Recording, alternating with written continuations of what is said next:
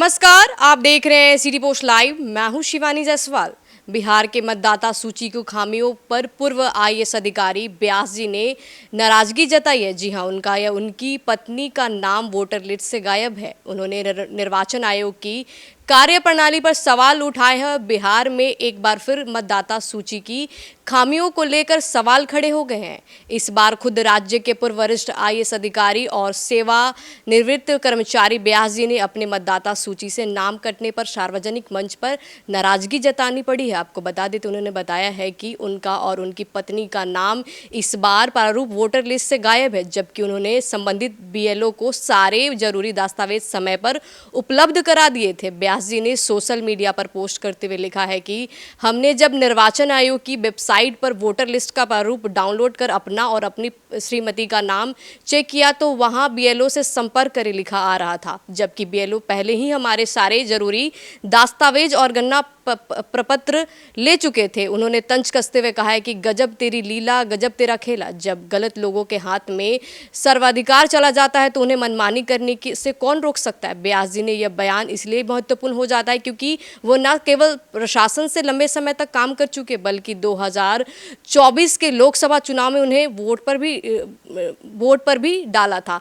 तो इन सारे मामलों पर चर्चा करने के लिए हमारे साथ मौजूद है managing editor Shrikant Pratyush sir.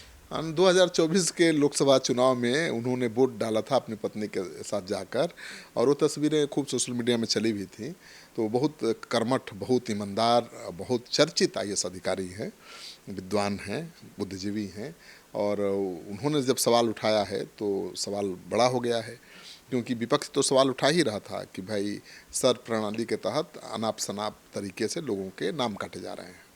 अब तो वोटर लिस्ट का प्रारूप अपलोड हो चुका है, सामने आ चुका है। आप भी, मैं भी जाकर वेबसाइट पर देख सकते हैं। तो ऐसे कई लोग हैं पटना के भी जिन्होंने मुझसे संपर्क किया है कि उन्होंने बीएलओ को सारे कागजात दे दिए। कुछ ऐसे लोग हैं जिन्होंने अपने वार्ड परिषद सदस्य को दे दिया, भाई आप मांगा कि आप दीजिए हमको पेपर, हम करवा देंगे, लेकिन उनका भी नाम नहीं है। उनकी माँ बाबूजी का नाम है, उनका नाम गायब है। तो परेशान है। और वो बात करें क्या करें, तो वो कह रहे हैं कि फिर से फार्म भरिए, तब नए तरीके से अब आपका नाम जुड़ेगा।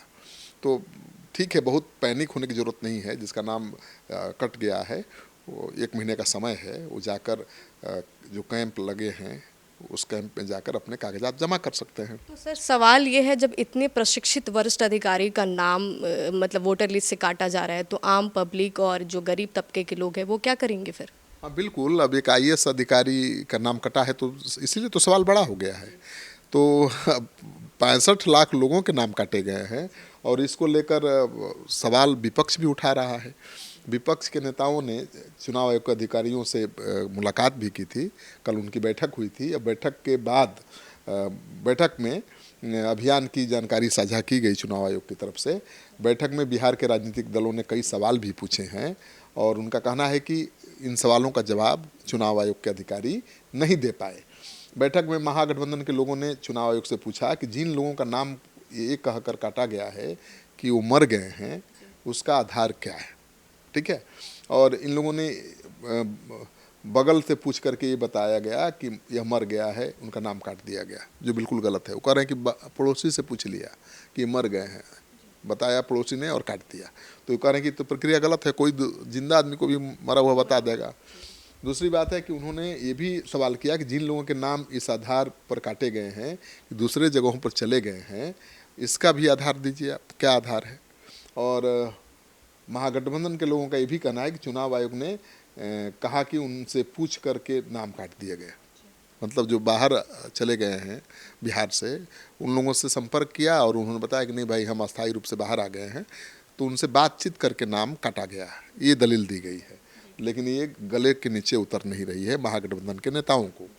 लेकिन मुझे लगता है कि जो लिस्ट आई है सामने, उसके अनुसार तो एनडीए के प्रभाव वाले इलाकों के ज़्यादा वोटरों के नाम कटे हैं, क्योंकि एनडीए के वोटर केवल पढ़े लिखे लोग ही नहीं हैं, अति पिछड़ा दलित समाज के लोग भी वोट दिए हैं। बिना अति पिछड़ा समाज के समर्थन का कोई सरकार बना सकता है, कोई चुनाव जीत सकता है? उनकी आबादी 36% है, तो उनके पास डॉक्यूमेंट की कमी हो सकती है। या अति पिछड़ा और दलित समाज के लोग रोजगार की तलाश में दूसरे राज्यों में जाते हैं, लेकिन वोट के समय आ जाते हैं, चुनाव के समय वोट देने के लिए। तो विपक्ष को डर है कि भाई ऐसे लोगों का भी नाम कट गया है जो काम तो करते हैं बाहर, लेकिन चुनाव में वोट देने आते हैं। लेकिन राहत की बात विपक्ष के लिए यही है कि उन इलाकों के वोटरों का ज़्यादा नाम कटा है जो एनडीए के गढ़ माने जाते हैं, मजबूत किला माने जाते हैं। और महागठबंधन को जहाँ डर था कि हमारे वोटरों के नाम काट दिए जाएंगे, वहाँ कम लोगों के नाम कटे हैं। तो ये तो राहत वाली बात है महागठबंधन के लिए। अब तो तेजस्वी की राह आसान दिख रही है, तेजस्वी की सरकार बनाने की राह आसान हो गई। वोटर डर था कि हमारे वोटर के नाम काटे जाएंगे, या कट गया एनडीए के वोटर का। तो अब क्या करेगा महागठबंधन, अभी प्रतिक्रिया सामने तो आई नहीं है। अगर महागठबंधन कहता है कि तब ठीक है। सर सवाल ये है कि बीएलओ को सारे दस्तावेज लोग उपलब्ध करा रहे हैं, जो आम पब्लिक है, फिर भी वोटर आईडी नहीं बन के आ पा रहा है, वो ऐसा समस्या है आम लोगों में। तो क्या सर इसका समाधान? देखिए, समय कम था, 1 महीने में 8 करोड़ लोगों का फार्म भरवाना, 8 करोड़ लोगों में से पता करना कि कौन जिंदा है, कौन मर गया, कौन अस्थायी रूप से बिहार में अभी है, कौन पलायन कर गया, कितने लोगों का नाम 2 जगहों पर है। बहुत बड़ा काम है, बहुत बड़ा टास्क है। और समय सीमा को लेकर सवाल उठ ही रहा था कि इतने कम समय में आप कैसे करा लेंगे। जो काम करने में 2-3 साल लगते हैं, आप 1 महीना में करा लीजिएगा। तो उसी को लेकर तो सवाल उठ रहा था, और वो लापरवाहियाँ सामने आ रही हैं। अब बीएलओ जो है ना, 11 बीएलओ पर अब तक कार्रवाई भी की गई है चूक के कारण, लापरवाही के कारण। और एक बीएलओ का तो ब्रेन हेमरेज हो गया, इतना प्रेशर में काम कर रहा था। तो बीएलओ कितने प्रेशर में काम कर रहे हैं आप उसका अंदाज़ा नहीं लगा सकती हैं। और 5665 बीएलओ को इस काम में लगाया गया है। 522 बूथ सुपरवाइजर को प्रशिक्षण दिया गया है। और बीएलओ के साथ साथ बीएलए यानी बूथ लेवल एजेंट पार्टियों के जो हैं, उनका भी सहयोग लिया जा रहा है। तो चूक तो कहीं से भी किसी से भी हो सकती है, और चूक सुधारने के लिए 1 महीने का समय दिया गया है। तो ज़्यादा पैनिक होने की ज़रूरत नहीं है। जिनका नाम छूट गया है और वो जेन्युइन हैं, बिहार में रहते हैं, जो मृत घोषित कर दिए गए हैं वो जिंदा हैं, तो फिर से जाकर कैंप में क्लेम कर सकते हैं, अपना दावा आपत्ति वहाँ दे सकते हैं। तो मुझे लगता है कि 1 महीना का समय सुधार के लिए कम नहीं है। तो ये चुनाव आयोग की पारदर्शिता की कमी को दिखा रही है? नहीं, चुनाव आयोग ने तो कोशिश बहुत की है, और 1 महीने में इतना बड़ा काम करके दिखा दिया, ये भी तो ऐतिहासिक घटना है। अब थोड़ी तो चूक होगी। अब चूक हुई है कहाँ, किससे हुई है, वो तो जांच चली होगी। जो दोषी होंगे कार्रवाई भी की जाएगी। कई बिलों के खिलाफ कार्रवाई की गई है, 11 बिलों निलंबित किए गए हैं। लेकिन अब थोड़ी सी चूक हो जाए तो उसको बड़ा अपराध साबित करने की कोशिश ठीक नहीं मानी जाएगी।